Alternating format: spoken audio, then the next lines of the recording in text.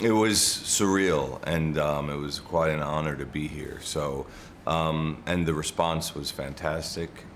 So yeah, it kind of went perfect. It was a dream night.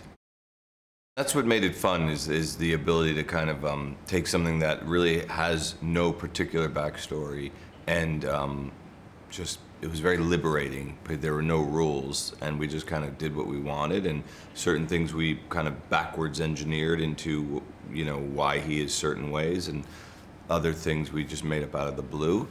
And you're right, not only is the story have an unreliable narrator, but it's Joker, so it's almost an unreliable narrator. We meet a guy who is, someone who has been told his whole life that his purpose is to bring laughter and joy to the world, and he believes it, and he's sees himself as this put upon sweet soul in a city full of harsh people.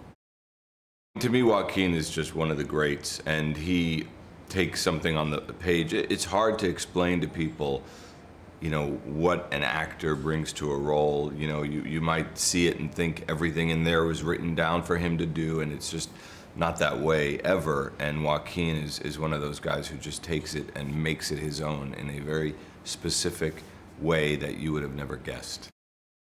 This was my first time with Joaquin, and it was intimidating at first because I hold him in a special place, but I quickly got over that, and we got along really well, and I think it was a very intense collaboration. Robert De Niro plays a guy who's been on the same talk show probably for 30 or 35 years. His name's Murray Franklin. He's a kind of typical American talk show host, a little bit vapid and a little bit shallow and just sort of there every night to make an audience laugh. And Arthur, who's somebody who has severe father issues, meaning he's always looking, for a father figure, really sees Murray as that. Zazie and Frances Conroy, who's just plays his mom, and I think is just so beautiful and simple in what we needed her to do, and Zazie, who plays somebody that Arthur knows and has a relationship with, so to speak. Well, one of the fun things about doing these kind of movies is, again, the interpretation, like taking something that people know and putting your own spin on it. So for us, Gotham wanted to feel as real as possible, and the movie in general, we kind of ran everything through a very realistic lens. So it's a broken down city it's a city of broken dreams, let's say that. And it's on its last legs, and we wanted that to kind of, the film to feel like that.